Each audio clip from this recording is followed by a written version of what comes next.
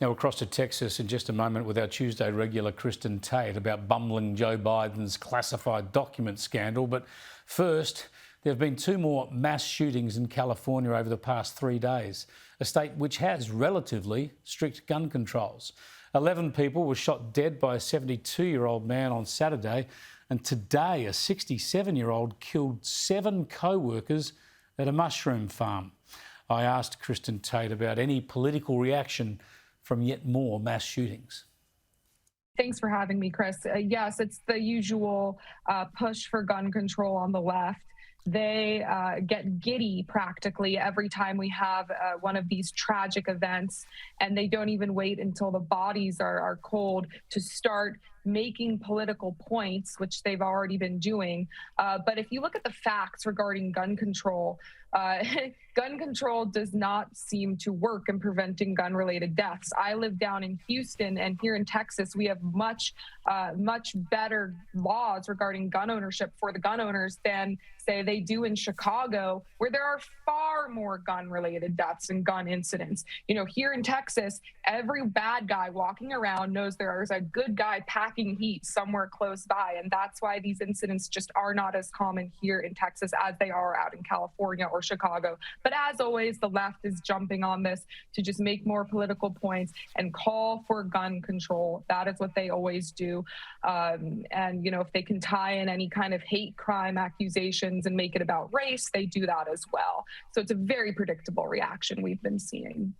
It is just a shocking situation. The number of massacres continues to grow. I just don't know what the answers are. We'll come back to it, no doubt, sadly, in the future. Kristin, in the political world, the federal political world, Joe Biden, well, they just keep turning up more documents. Can you believe it? Well, sadly, yes, I can believe it. This has just become hilarious. The most recent seizure is actually probably the most damning because classified material was seized dating back to his time as a senator. That ended in 2009. That means that we've had classified documents that were floating around for decades. We don't know where those documents were, who saw them, you know, and this is very bad news for Biden. I mean, he is suspected to have had ties to Hunter Biden's shady overseas dealings. So who saw these documents? Where were they? These are questions we need answers to. But of course, right now, Joe Biden and his press secretary continue just saying that this was not intended. It was just a mistake. But as these troves of documents keep showing up, these excuses just are not believable.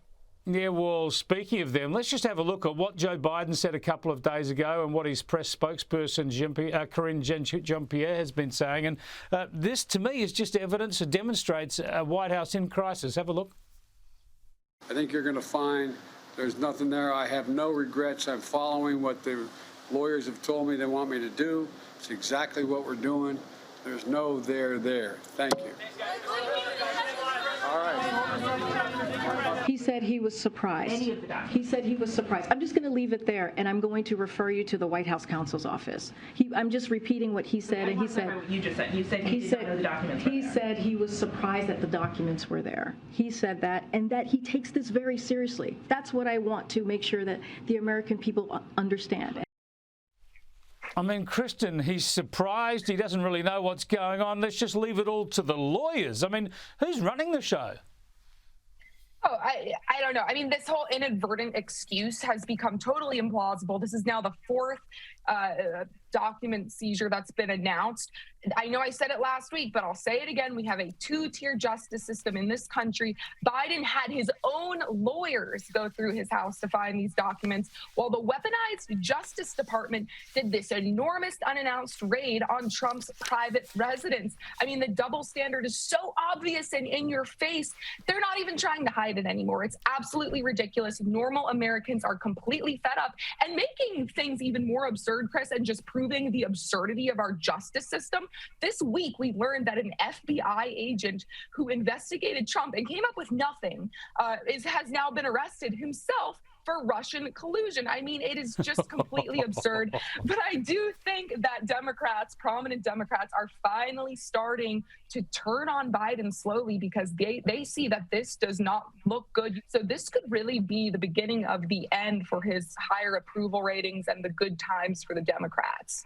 Well, Kristin, the double standards we've spoken about that before. It's just so obvious. Even here in Australia, you won't be surprised to know the leftist media, the publicly owned media especially, treated the raid on Donald Trump as if he was the perpetrator. This was justice coming to get rid of the evil ex-president Donald Trump, yet hardly a whisper about all these documents that are being discovered in Joe Biden's backyard, in his garage. But in the US, of course, even CNN can't ignore the double standard. Have a look at this exchange with Nancy Pelosi. Here's what you had to say about Donald Trump and his problems this summer. Take a look. If the nature of this of these documents is what appears to be, this is very serious. Very serious. Do you think that classified documents showing up in Joe Biden's office, home, 6 years after he was vice president, do you think that's also very serious? Well, it depends on the nature of the documents. What I said, as you were listening, was if the nature of these documents is what it appears to be. We don't know. Always, Kristin, leaping to condemn Donald Trump in the strongest possible terms, but now with Joe Biden, it's all, let's see, let's get all the details, let's play it all out, and they hope, of course, everybody loses interest. Yeah, these Democrats are such a joke. Just a few months ago, they were telling us it was the end of democracy because the president had some classified materials, which, by the way, he had the power to declassify. But now that it's Joe Biden, oh, there's nothing to see here, just move on. But I will say that I think that things are turning a little bit. And the Democrats, if this keeps going and we keep getting more of these classified documents coming to light, I do believe the Democrats will use this as an opportunity to push Joe Biden to the side and, decide on someone else for 2024, because this is not looking good. And average Americans who are kind of giving Biden the benefit of the doubt are now realizing that this is not good. This guy's a liar. And the Democrats and the media, they have just been playing politics this whole time. They don't care about democracy. They don't care about classified materials getting into the hands of the wrong people. All they wanted to do is take down Donald Trump. That has become totally, flagrantly obvious to everyone at this point. Thanks for joining us, Kristin. We'll keep a lookout at over the next few days, see if they try and sneak a shredder into Joe Biden's residence there in Delaware. Thank you, Chris. Always a pleasure.